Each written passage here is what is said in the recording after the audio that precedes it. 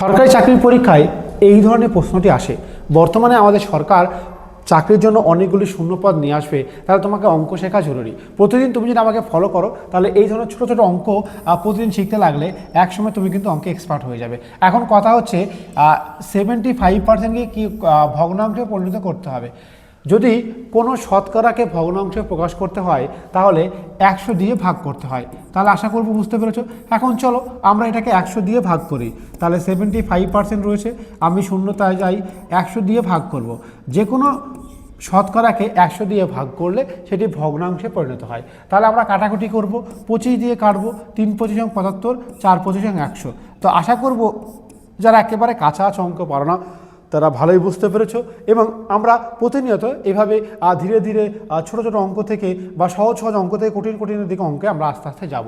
আমাদের এই ধরনের অঙ্ক পেতে অবশ্যই তুমি ফলো করো। এবং তোমরা যারা একটি ভালো আবাসিক কোচিং সেন্টার খুঁজছো যেখানে থাকা খাওয়া পড়াশোনা পুরোপুরি ফ্রি রয়েছে, তাদেরকে বলবো তুমি চলে আসতে পারো আমাদের আবাসিক কোচিং সেন্টারে, যেটি নদিয়া জেলার করিমপুরে অবস্থিত। ইয়েস, নদিয়া জেলার করিমপুরে অবস্থিত। এখানে থাকা খাওয়া পড়াশোনা পুরোপুরি ফ্রি।